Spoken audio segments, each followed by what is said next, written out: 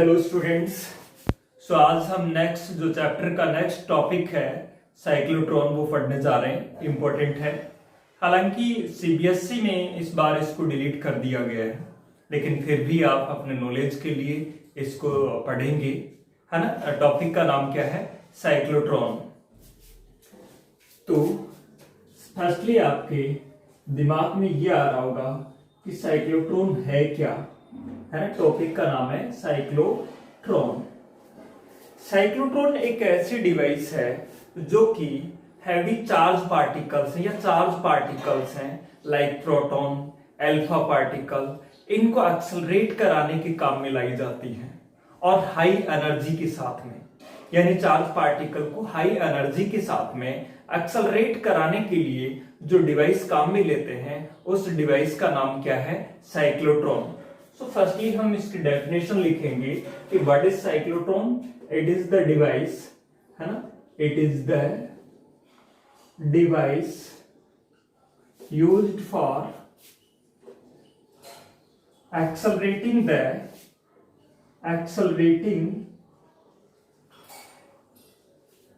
the charge particles like आप लिख दे proton, है ना, अल्फा पार्टिकल, इनको एक्सेलरेट द चार्ज पार्टिकल्स को एक्सेप्ट, है ना, टू एक्वायर एनर्जी। अब आप सोचे इसका बेसिक प्रिंसिपल क्या होगा। बेसिक प्रिंसिपल के लिए आप ये देखिए, जब किसी भी चार्ज पार्टिकल को परपेंडिकुलर मैग्नेटिक फील्ड में प्रोजेक्ट किया जाए तो मैग्नेटिक फील्ड उसको कैसे पाथ में मूव कराता है? सर्कुलर पाथ में मूव कराता है। ये आप देख चुके हैं पिछले टॉपिक्स में।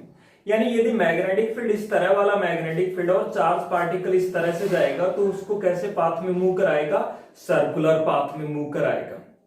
और यदि वहां पे हाई फ्रीक्वेंसी इलेक्ट्रिक फील्ड है तो वो इलेक्ट्रिक फील्ड उसकी एनर्जी को इंक्रीज करेगा। इलेक्ट्रिक फील्ड का मतलब वोल्टेज, पोटेंशियल क्या करता है? एनर्जी इंक्रीज करता है। एनर्जी और वर्क का फॉर्मूला होता है Q into V।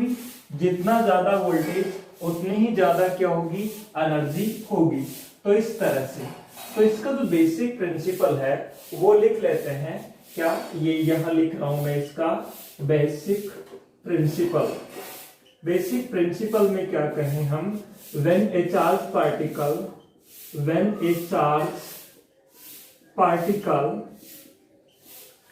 is projected in a high frequency electric field and कैसा? Strong magnetic field. जैसे तो वो क्या करेगा? जब स्ट्रॉन्ग मैग्नेटिक फील्ड में उसको रखा जाएगा तो it will acquire sufficient amount of energy. वो sufficient amount of energy acquire कर लेगा। जैसे इसका हम देखते हैं। फर्स्टली आप ये बात समझ गए। It will acquire a strong magnetic field, है ना, in a strong field and a strong magnetic field। तो क्या करेगा? वो एनर्जी को क्या करेगा? एक्वायर करेगा और वो एक्सेलरेट होगा। यानी मैग्नेटिक फील्ड है वो उसको क्या करवाएगा? एक्सेलरेट करवाएगा। और इलेक्ट्रिक फील्ड है वो उसकी किसकी एनर्जी क्या करेगा? एनर्जी को इंक्रीज करेगा। ये बेसिक प्रिंसिपल है। लिखते हैं फर्स्टली इसका बेसिक प्रिंसिपल। फर्स्टली इसकी कंस्ट्रक्शन समझ लेते हैं, है ना। कंस्ट्रक्शन लिखते हैं। कंस्ट्रक्शन में आप ये कह सकते हैं इसमें दो मेटालिक डी शेप कहें तो मेटालिक मतलब मेटल के। ये जो टिफिन बॉक्स है इसको मैं इस तरह से काट दूं यहां से, तो आप ये देखेंगे 2D शेप के, 2D आकृति के मेटालिक चेम्बर्स बन जाएंगे और इन मेटालिक चेंबर्स को क्या कहा जाता है, डी कहा जाता है। जैसे इसको इस तरह से काट दिया जाए तो दो होलो मेटालिक चेंबर्स बन जाएंगे, किस शेप के, डी शेप के, और उनको क्या बोला जाता है, डी बोला जाता है। जैसे मैंने ये कहा, ये एक डी में यहां बना रहा हूं, ये जो मैंने एक डी बना दी, और दूसरा जो डी है वो ये बना दिया मैंने इस तरह से। तो इनको हम क्या बोलेंगे, दोनों डीज को ऐसे रखा हुआ है इस तरह से, जैसे ये टिफिन बॉक्स है, इसको यहां से कट कर दिया जाए और थोड़ा सा गैप के साथ में रख दिया जाए, तो ये दो क्या है, डी है, इनको एक पर्टिकुलर गैप के साथ में रख दिया है ना, और इनके बीच में गैप है। यहां दोनों डीज को किससे जोड़ा जाता है, high frequency high voltage AC source से जोड़ा जाता है। यहां ये जो है एक डी के यहां एक गैप बना हुआ है, जैसे यहां आप गैप बना दे, यहां कट लगा दे, है ना, इस तरह से, तो उसको हमने क्या नाम दे दिया, विंडो नाम दे दिया, है ना। यहां वो चार्ज पार्टिकल रखा जाता है जिसकी एनर्जी को इंक्रीज करना है। देखो आपके पास क्या है, दो होलो मेटालिक चेंबर्स हैं, किस शेप के, डी शेप के, और इन होलो मेटालिक चेंबर्स को आप क्या बोलेंगे, डी बोलेंगे, और दोनों both are separated small distance, एक स्मॉल गैप से दोनों को क्या रखा गया है, अलग रखा गया है, और इनको डीज कहते हैं। Both dees are connected with high frequency high voltage AC source, यानी लगभग 10 की पावर 6 वोल्ट का, है ना, और जिसकी फ्रीक्वेंसी भी क्या होती है, मेगाहर्ट्ज में होती है, और वो हाई फ्रीक्वेंसी और हाई वोल्टेज का एसी सोर्स से इनको कनेक्ट किया गया है। अब इस कंप्लीट अरेंजमेंट को किसके बीच रख दिया जाता है, मैग्नेटिक पोल्स के बीच रख दिया जाता है, जैसे ये, है ना, ये क्या है, मैग्नेटिक पोल्स है, ये जैसे मैंने कह दिया नॉर्थ पोल है, और दूसरा ये कह दिया साउथ पोल है। यहां मैं बना रहा हूं जैसे टारगेट, टारगेट का मतलब ये वो है जहां पे जाके चार्ज पार्टिकल यहां से निकल के जिसको हिट करेगा, वो टारगेट है। और ये क्या है, ये है high frequency high voltage AC source, high frequency high voltage AC source है ये। अच्छा, ये समझ के इसको क्या कहते हैं, विंडो। ये जो है, ये मैं जो रेड पेन से लिख देता हूं। अच्छा, इनको ये जो है इनको बोलते हैं डीज, है ना, इसका नाम है D1 नाम दे दो, और इसको जैसे आप नाम दे दो D2, या D2 नाम दे दो इसको, और इसको D1 नाम दे दो, बात एक ही है, दो डीज हैं ये। इसी को हम क्या कहते हैं, साइक्लोट्रॉन कहते हैं। यहां पे आप देखेंगे इस तरह से, ये इस प्लेन में है, यूं है, ये यूं रखा हुआ है आपके दोनों डीज, और यहाँ नॉर्थ, एक जगह नॉर्थ पोल है और एक साउथ पोल है, तो मैग्नेटिक फील्ड नॉर्थ से साउथ की ओर, यानी इस डी के प्लेन के क्या है, परपेंडिकुलर है, इस तरह से मैग्नेटिक फील्ड बनेगा यूं, और इलेक्ट्रिक फील्ड यूं बनेगा, इस प्लेन में बनेगा, और मैग्नेटिक फील्ड यूं बनेगा। यहाँ दोनों जो है वो एक दूसरे के क्या होते हैं, परपेंडिकुलर होते हैं। ध्यान रखिए, इस गैप में सिर्फ मैग्नेटिक फील्ड, इलेक्ट्रिक फील्ड होगा, इसके अंदर जो है इलेक्ट्रिक फील्ड जीरो होगा, क्योंकि डीज क्या है, मेटल की है, और मेटल के अंदर इलेक्ट्रिक फील्ड क्या होता है, जीरो। तो अंदर सिर्फ क्या होगा, मैग्नेटिक फील्ड। मैग्नेटिक फील्ड क्यों होगा, उसका कारण ये है कि मेटल के अंदर मैग्नेटिक फील्ड एग्जिस्ट करता है, मैग्नेटिक फील्ड लाइंस उसको क्रॉस कर सकती है ना। तो इन डीज के अंदर सिर्फ कौन सा फील्ड होगा, मैग्नेटिक फील्ड। कौन सा फील्ड नहीं होगा, इलेक्ट्रिक फील्ड नहीं होगा। सो ये कंस्ट्रक्शन थी। अच्छा, हम इसका बेसिक प्रिंसिपल हमने लिखा नहीं, बेसिक प्रिंसिपल लिखिए, है ना, फिर ये कंस्ट्रक्शन बनाइए। बेसिक प्रिंसिपल में क्या पूरा नहीं लिखा, when A charge particle is projected in high frequency electric field and magnetic field, electric field and magnetic field, जब उसको इलेक्ट्रिक फील्ड और मैग्नेटिक फील्ड में क्या किया जाए, प्रोजेक्ट किया जाए, तो उस केस में क्या होगा, इट गेट एक्सेलरेटेड हो जाएगा, acquire sufficient amount of energy, sufficient amount of energy। ये इसका बेसिक प्रिंसिपल है। बेसिक प्रिंसिपल लिखिए, when a charged particle is projected in high frequency electric field and magnetic field, it get accelerate and acquire sufficient amount of energy।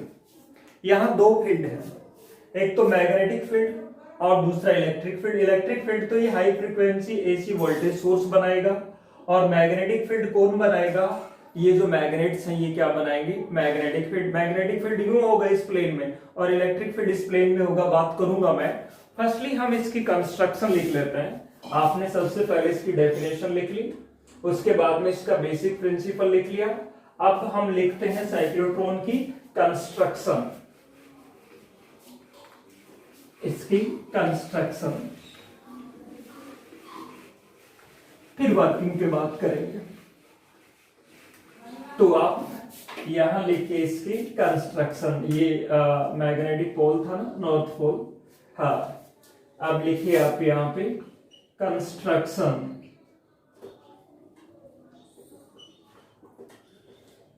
क्या होती है इसमें? दो hollow metallic, it consist of two hollow metallic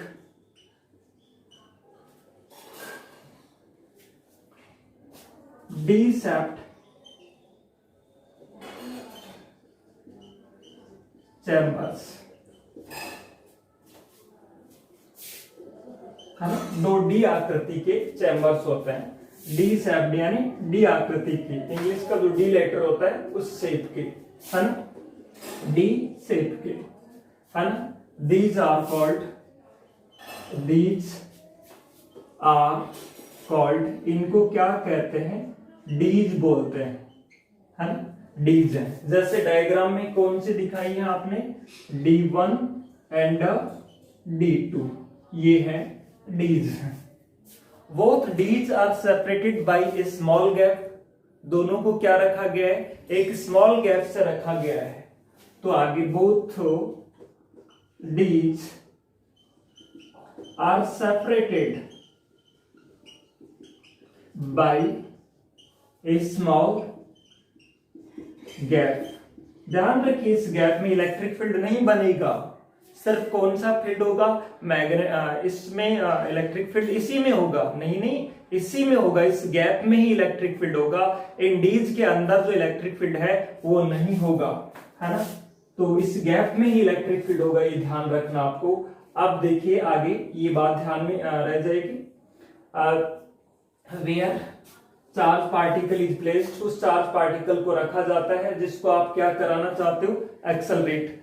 charge particle कहां रखा जाएगा? इस gap में रखा जाएगा, which is to be accelerate, है ना। वेयर, इस गैप में, that charge particle is placed, which is to be accelerated, जिसको आप क्या कराना चाहते हो? एक्सेलरेट कराना चाहते हो विद हाई एनर्जी। उस चार्ज पार्टिकल को कहां रखा जाएगा? इस गैप में रखा जाएगा। Both dees are connected with high frequency and high voltage AC source. दोनों डी किससे कनेक्टेड होंगी? High frequency high voltage AC source से। सो आगे लिखिए आप, बोथ डीज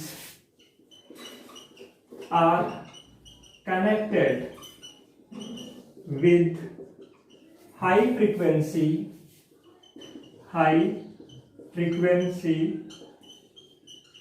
high voltage AC source. AC जानते हो, जो लगातार अपनी पोलरिटी को क्या करता रहे? चेंज करता रहे, उसको क्या कहते हैं?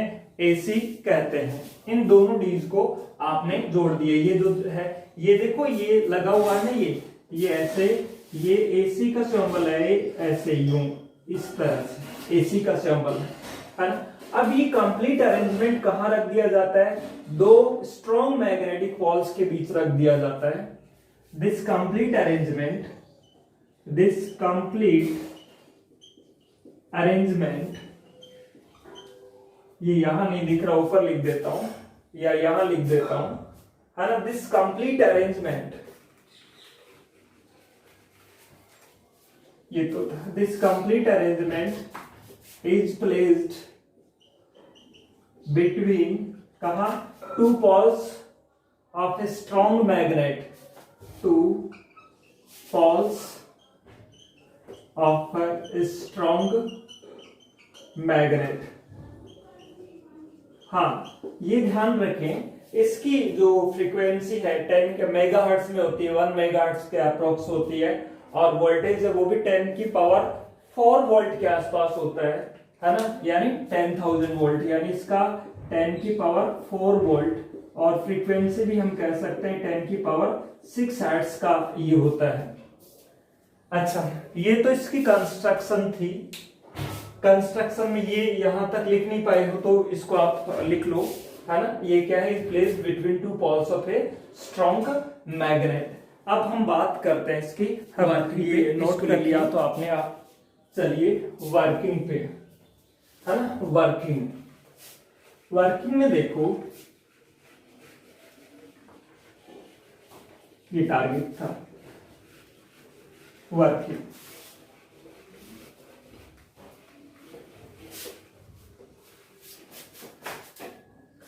वर्किंग में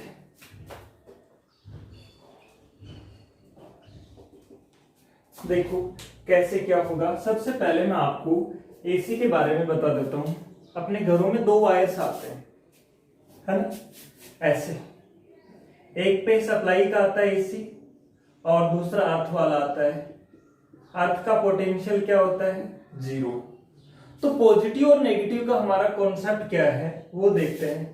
जैसे इसको यहां जोड़ दिया किसी भी लोड से, फैन से, या दो वायर होंगे, एक तो फेस वाला है और सप्लाई वाला, और दूसरा अर्थ वाला। अर्थ का पोटेंशियल 0। अच्छा, फेस वाला जो आ रहा है उसका पोटेंशियल जैसे कभी तो प्लस का 220 होगा और कभी माइनस का 220 होगा, ऐसे ही होगा, इस तरह से वेरी करता है। अब ये देखिए आप, जब यहाँ प्लस, ये पॉजिटिव हाफ साइकिल आ रही है, तब यहाँ प्लस 220 वोल्ट है, और यहाँ कितना है? 0। तो कॉन्सेप्ट ये है कि हाइयर कौन सा ज्यादा है? Plus 220 is more than 0। तो हाइयर को हम यहाँ क्या मानते हैं? Positive potential. तो ये तो क्या हो गया? पॉजिटिव हो गया, और ये क्या हो गया? नेगेटिव हो गया। लेकिन जैसे ये साइकिल आएगी तो यहाँ का पोटेंशियल अब प्लस 220 वोल्ट नहीं होगा, माइनस 220 वोल्ट होगा, और यहाँ का अर्थ का कितना होता है? 0। तो कौन सा ज्यादा होगा? माइनस 220 और 0। आप कहेंगे 0 इज मोर, तो उस टाइम 0 क्या होगा? पॉजिटिव, और ये वाला क्या होगा? नेगेटिव। यानी अल्टरनेट 2 वायर्स होते हैं, उसमें अल्टरनेट चेंज होते रहते हैं। एसी के पॉजिटिव हाफ साइकिल में फेस वाला पॉजिटिव का काम करता है और अर्थ वाला नेगेटिव का, यानी लोअर। नेगेटिव मींस लोअर और positive means higher. Negative half cycle में ये नेगेटिव का काम करेगा और अर्थ वाला पॉजिटिव। पॉजिटिव का मतलब 0 पोटेंशियल को हम पॉजिटिव क्यों मान रहे हैं? जो ज्यादा है उसको क्या माना जाता है? पॉजिटिव। ये एसी का कॉन्सेप्ट है। दूसरा, यदि एसी में ये जो है इसको हम एक साइकिल बोलते हैं, ये यहां से यहां एक साइकिल है, ये वोल्टेज V है, और ये भी कितना होता है? V होता है। चार्ज पार्टिकल यहाँ कितनी एनर्जी एक्वायर करेगा? Q इंटू वी, क्योंकि वर्क या एनर्जी का फॉर्मूला होता है Q इंटू वी। वोल्टेज से चार्ज को क्या मिलती है? एनर्जी। कितनी एनर्जी गेन करता है? Charge multiplied by voltage. और नेगेटिव हाफ साइकिल में भी क्या होगी? Q into V. तो टोटल जो एनर्जी है उसकी कितनी हो जाएगी? 2QV। एसी के एक साइकिल में चार्ज पार्टिकल कितनी एनर्जी गेन कर लेता है? 2QV। पॉजिटिव हाफ साइकिल में QV और नेगेटिव हाफ साइकिल में भी क्या? QV। तो एक साइकिल में कितना QV? 1QV। अनदर साइकिल में 2QV, अनदर साइकिल में 3QV, है ना। इस तरह से उसकी एनर्जी क्या होती जाती है? बढ़ती जाती है। खैर, ये तो आप समझ गए। अब मैं वर्किंग की बात करता हूं, क्योंकि ये वर्किंग में हमें काम आएगा ये कॉन्सेप्ट, उसके चलते मैंने आपको बताया। तो वर्किंग में ये कहो व्हेन हम चार्ज पार्टिकल की बात कर रहे हैं, यानी यहाँ पे ये O पॉइंट नाम दे देता हूं मैं यहाँ पे, यानी O कोई सोर्स है जो कि किसको एमिट कर रहा है, चार्ज पार्टिकल को एमिट कर रहा है। तो कोई चार्ज पार्टिकल कहिए, मैं प्रोटॉन के साथ में वर्किंग बता देता हूं, है ना। तो वर्किंग में हम कह सकते हैं when at the charge particle, the charge particle से प्रोटॉन, है ना, इज एमिटेड फ्रॉम ओ ये सोर्स है, इस O से एमिट हो रहा है। और AC, यहाँ AC लगा हुआ है, AC की दो वायर्स है ना, एक तो अर्थ वाला होता है और दूसरा कौन सा, फेस वाला। तो जिसपे पॉजिटिव हाफ साइकिल में ये जैसे यहाँ ये प्लस है तो ये क्या होगा, माइनस होगा, है ना। तो हम ये कह सकते हैं during positive half cycle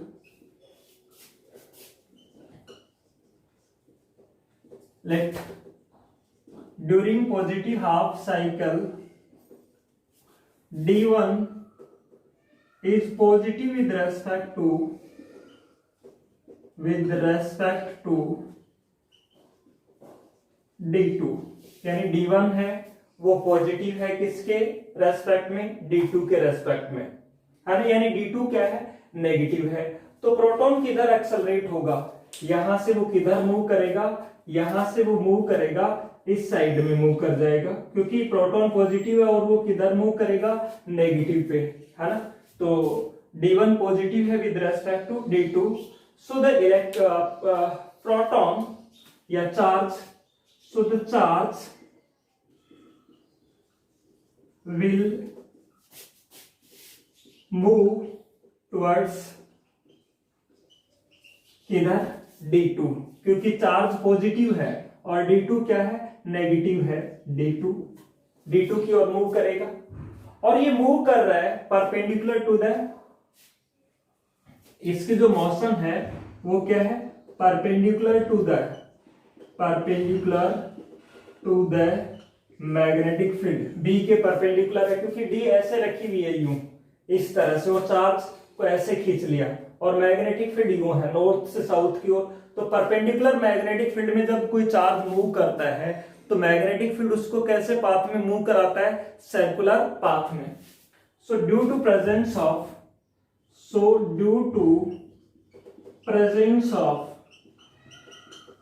perpendicular magnetic field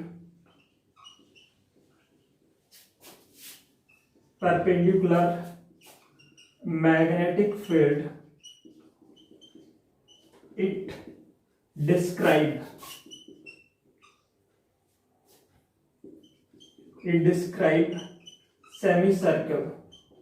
semi circle बनाता है। जैसे ये इस तरह से इसने ये सेमी सर्किल यूं बना लिया, जैसे इसने अपना सेमी सर्किल बनाया था, आप डॉट से दिखा सकते हैं इसको, जैसे इसने सेमी सर्किल बनाया था, डेज की पोलैरिटी क्या होगी, चेंज, एसी में तो लगातार चेंज होता है ना। Now during the negative half cycle,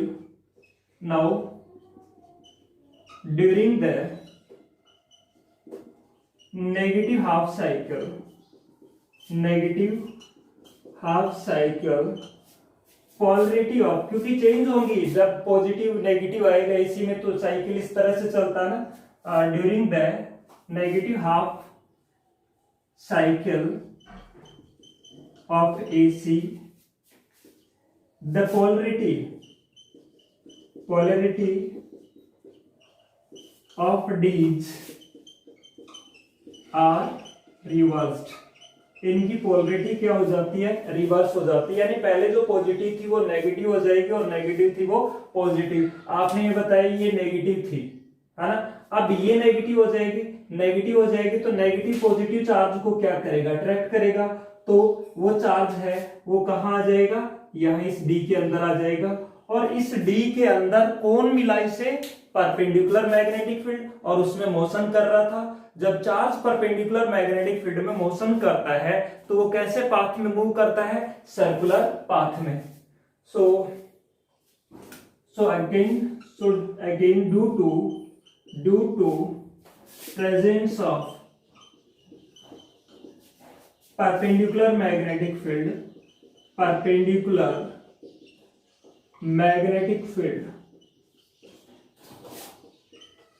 it described the semicircle. ये क्या सेमीसर्कल डिस्क्राइब करता है, यानी फिर से ये क्या बना दिया इसने, इस तरह से सेमीसर्कल बना दिया इस तरह से. तो एक सर्कल हो गया. और इन ईच साइकिल वो एनर्जी कितनी एक्वायर कर लेगा, थोड़ी देर पहले मैंने बात की थी 2qb, है ना.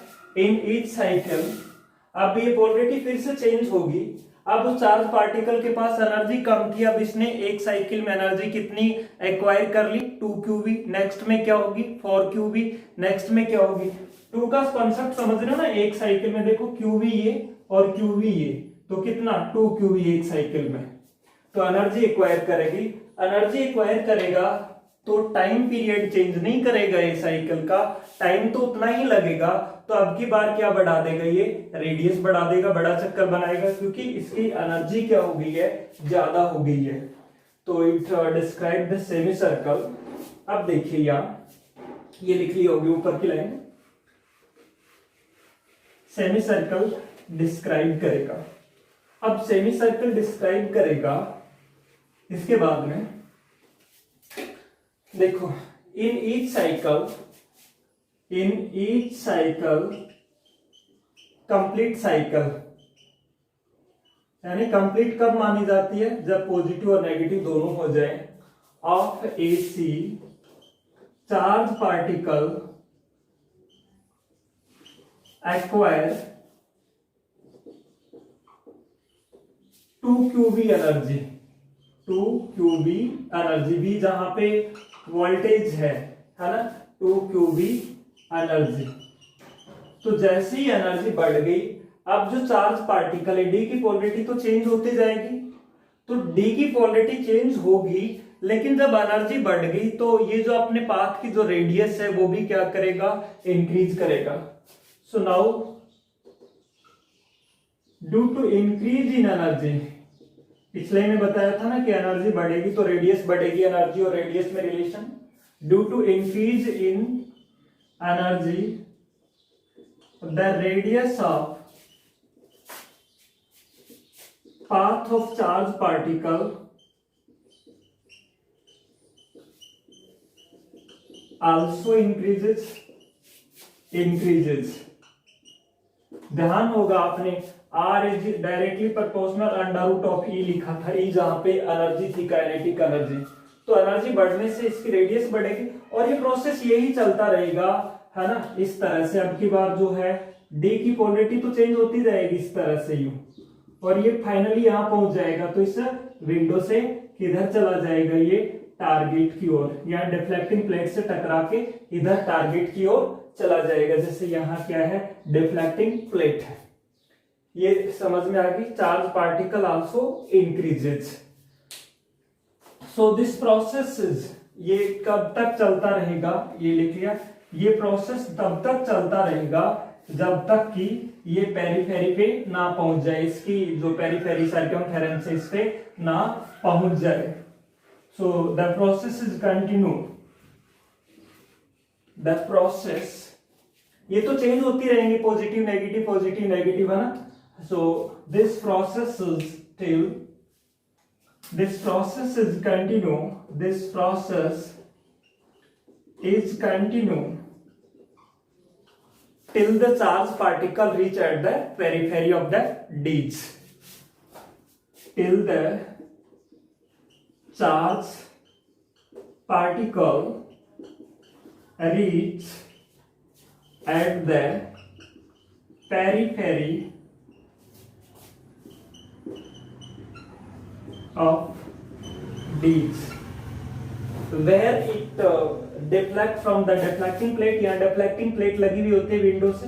ये विंडो है, ये जो देख रहे हैं, ये जो बना रखी है ना, ये है विंडो. और विंडो के पास में डिफ्लेक्टिंग प्लेट लगी हुई होती है ना. where it deflect from the deflecting plate, where it deflect from the deflecting plate and hit the target, जहां जिस टारगेट को हिट करना था उस पे चला जाता है, hit the target with high energy या लो एनर्जी। एनर्जी तो हाई होगी, हर साइकिल में इसकी एनर्जी 2q बढ़ रही है, तो जैसे जैसे नंबर ऑफ साइकिल्स बढ़ेंगे वैसे वैसे इसकी एनर्जी भी क्या होगी, बढ़ेगी। तो हाई एनर्जी के साथ में ये टारगेट को हिट करता है। तो ये लिखिए आप। फिर हम बात करेंगे इसके कुछ मैथमेटिकल एनालिसिस की कि किस तरह से ये हो रहा है इसकी। रख लीजिए राइट डाउन। अब देखिए आपने लिख लिया, तो इसके मैथमेटिकल एनालिसिस की बात करते हैं। इसका मैथमेटिकल एनालिसिस, मैथमेटिकल एनालिसिस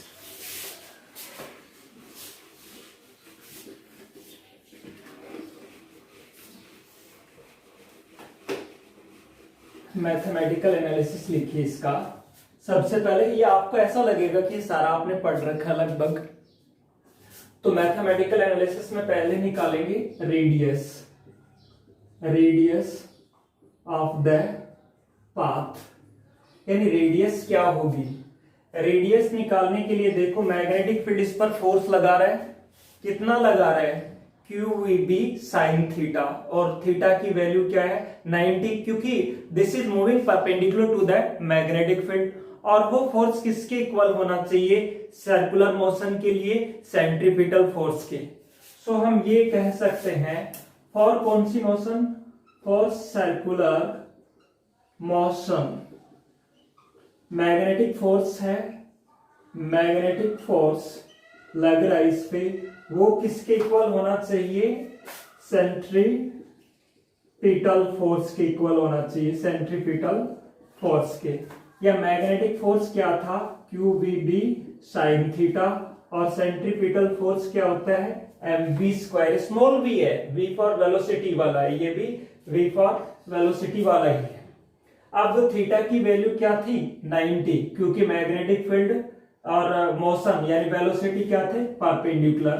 तो QVB sin 90 is equals to mv square, या sin 90 की वैल्यू 1 होती है, तो QVB is equals to mv square upon r, r भी तो होता है इसमें, है ना। अब यहां से देखो v से v कैंसिल हो जाएगा और ये आ जाएगा r is equals to mv upon QB, ये इसकी क्या होगी, रेडियस होगी।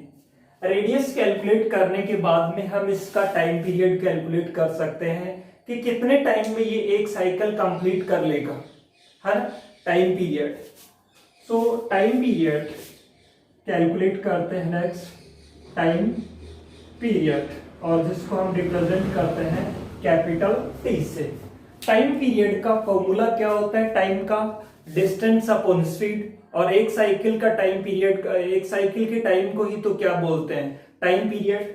तो टाइम पीरियड निकालेंगे, टाइम पीरियड का फॉर्मूला क्या होगा, distance covered in one cycle, एक साइकिल में जो डिस्टेंस कवर की है वो डिवाइडेड बाय स्पीड, है ना। टाइम का यही फॉर्मूला होता है ना, डिस्टेंस अपॉन स्पीड, और एक साइकिल की जो डिस्टेंस है वो होती है 2 पाई r डिवाइडेड बाय स्पीड को मैं भी लिख देता हूं स्मॉल v, वेलोसिटी उसकी।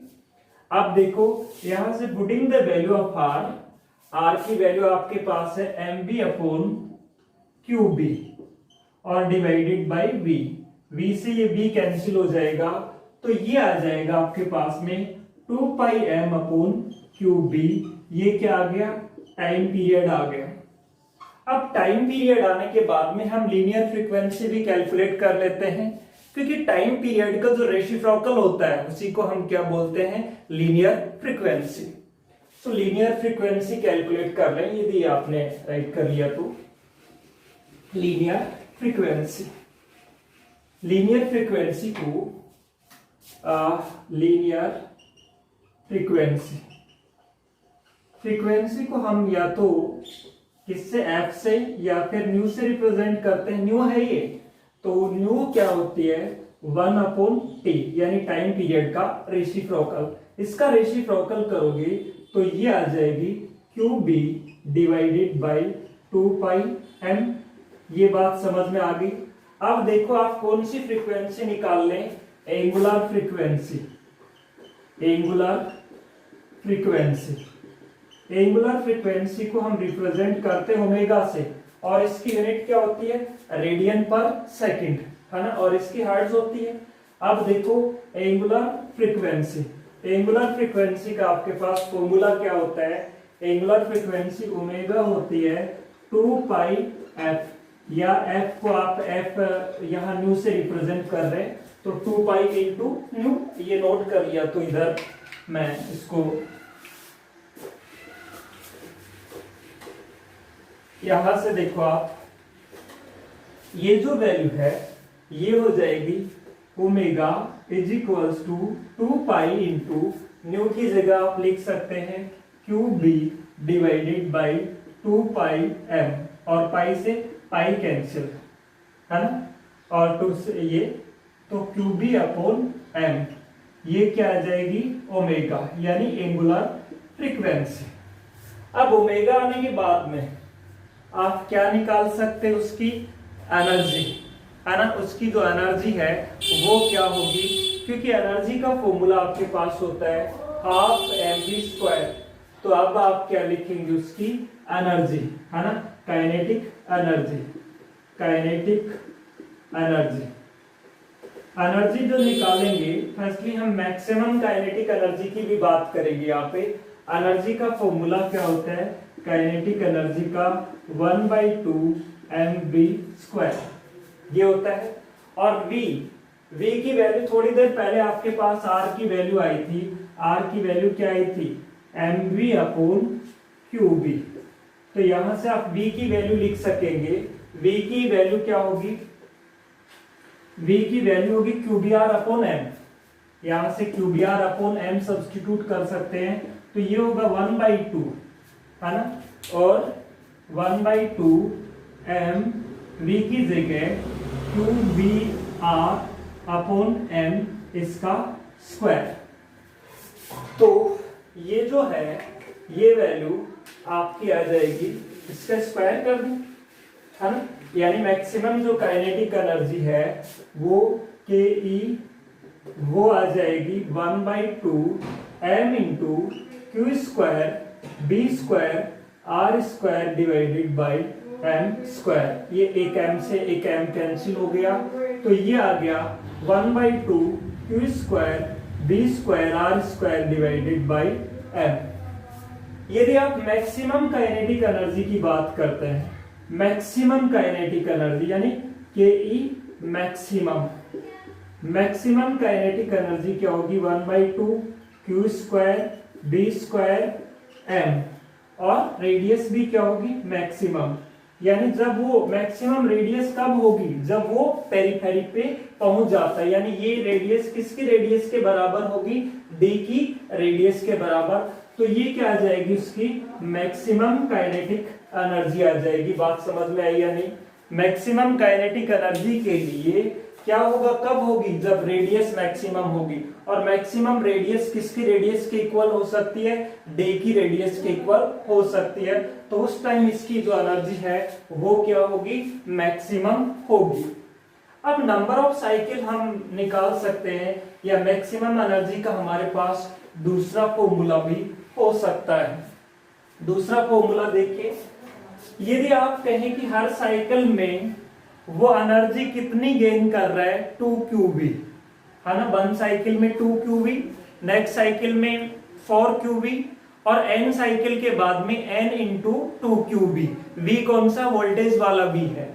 तो हम यदि ये कहें if the number of cycle is n, then maximum kinetic energy यानी KE की जो मैक्सिमम वैल्यू है वो क्या होगी, एक साइकिल में एनर्जी कितनी गेन करता है 2QB, और साइकिल बता रहे हो आप n, लेकिन ये V कैपिटल से लिख लीजिए, वोल्टेज वाला V है, वेलोसिटी वाला V नहीं है। आपने ये कहा कि हर साइकिल में 2q भी एनर्जी गेन करता है, तो n साइकिल हो गए तो एनर्जी कितनी होगी, n इंटू 2q भी। तो इन दोनों को यदि आप इक्वल कर देते हैं तो हमारे पास क्या आ जाएगी, नंबर ऑफ साइकिल, यानी नंबर ऑफ साइकिल भी हम यहां से निकाल सकते हैं। दोनों एनर्जी को क्या कर दीजिए, इक्वल कर दीजिए। ये भी मैक्सिमम एनर्जी है और ये भी मैक्सिमम एनर्जी है, तो ये देखो क्या होगा, n2qv इज इक्वल्स टू, ये क्या है 1/2 q square b square r maximum square divided by m। या यहाँ देखिए आप, q से एक q कैंसिल हो जाएगा, ये q से q कैंसिल हो गया एक, है ना।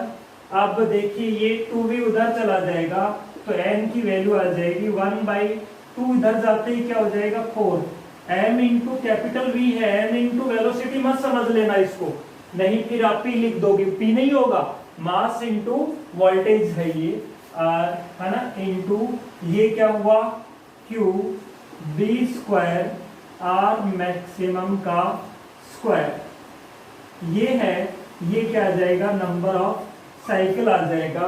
तो इस तरह से हम यहाँ से क्या निकाल सकते हैं, नंबर ऑफ साइकिल कैलकुलेट कर सकते हैं। तो इसको नोट लिया, फिर आगे हम इसकी अब जो एप्लीकेशन होने के बाद की बात करते हैं। आइए इसकी लिमिटेशंस पे, कई बार स्मॉल छोटा क्वेश्चन पूछ लिया जाता है कि right the limitation of cyclotron. एक तो देखिए क्या न्यूट्रल पार्टिकल को इससे एक्सेलरेट करा सकते हैं, नहीं, तो पहली लिमिटेशन तो क्या हो जाएगी, neutral particle can not be accelerated with help of cyclotron. तो लिमिटेशन लिखिए इसकी, क्या लिमिटेशंस में फर्स्ट लिमिटेशन क्या हो जाएगी, neutral particle can not be accelerated by cyclotron, neutral particle cannot be accelerated by it, cyclotron से एक्सेलरेट नहीं करा सकते क्योंकि चार्ज ही नहीं है, तो वो एक्सेलरेट कैसे होगा, नहीं हो सकता accelerate.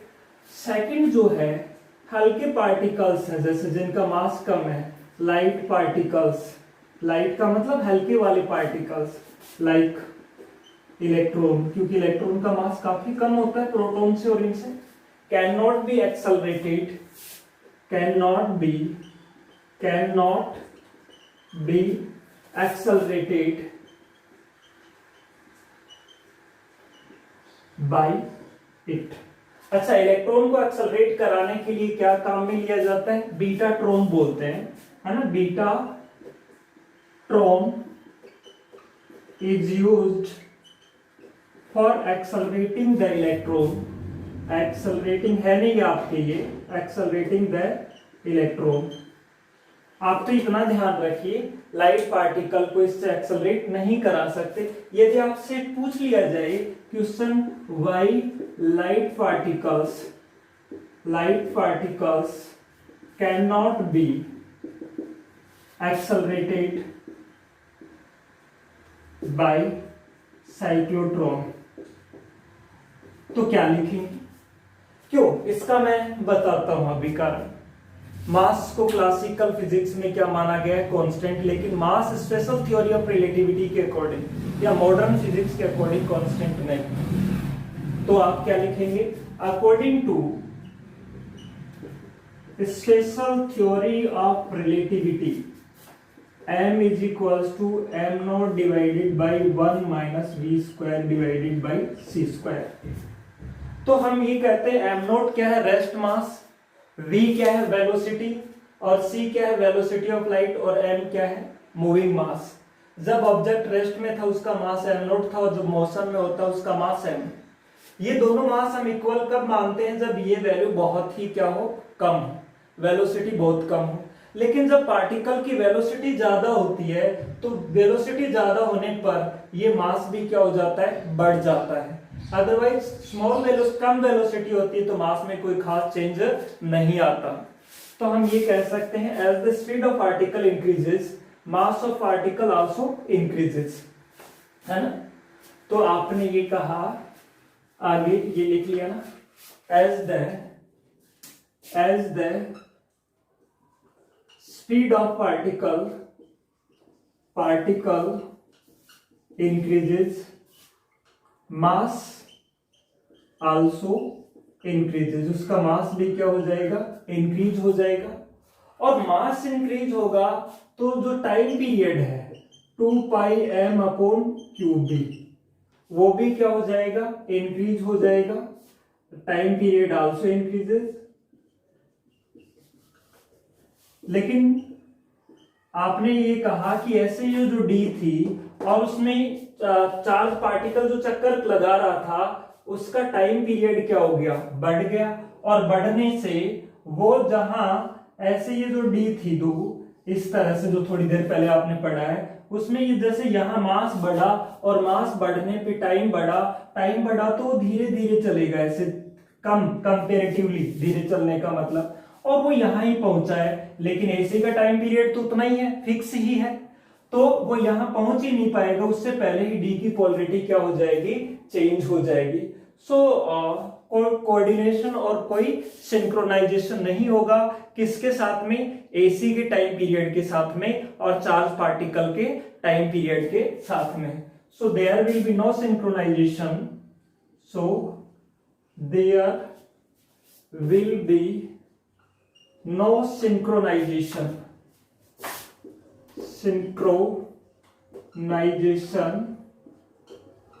between time period of particle, time period of charge particle and time period of charge particle and ये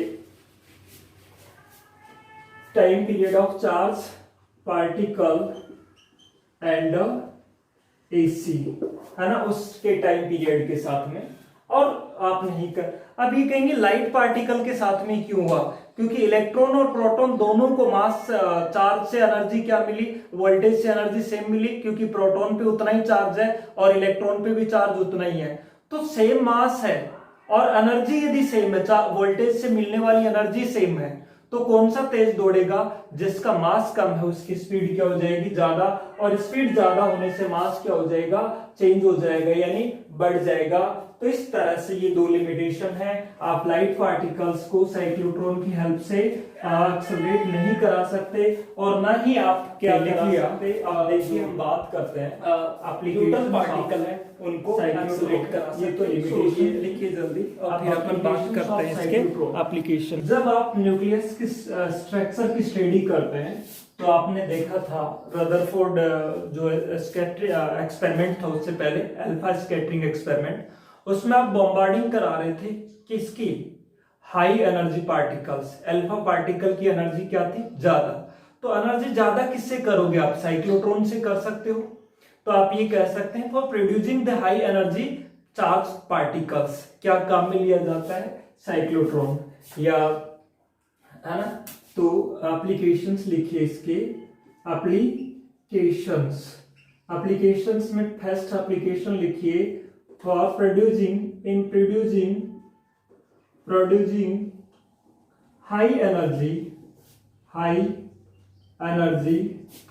charge particles कहां चाहिए होते हैं, bombarding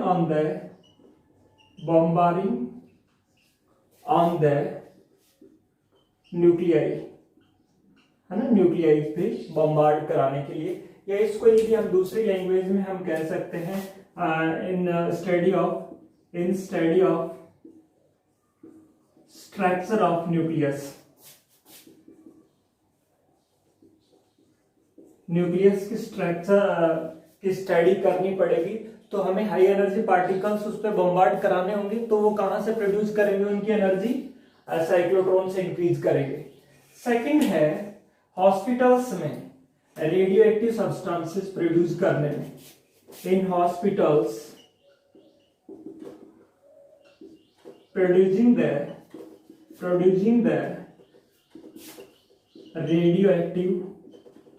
रेडियोएक्टिव सब्सटेंसेस, हॉस्पिटल्स में रेडियो एक्टिव सब्सटेंसेस प्रोड्यूस करने में भी क्या काम में लाया जाता है, साइक्लोट्रॉन का यूज है। थर्ड है सिंथेसाइजिंग न्यू मटेरियल्स, है ना, सिंथेसाइजिंग न्यू मटेरियल्स को सिंथेसाइज करने में भी हम क्या काम में लाते हैं, साइक्लोट्रॉन। अच्छा, एक बात ध्यान रखना है, साइक्लोट्रॉन के डीज के जो अंदर है इलेक्ट्रिक फील्ड क्या होगा, जीरो होगा। तो इलेक्ट्रिक फील्ड कहां एग्जिस्ट करता है, डीज के बीच में जो गैप होता है वहां।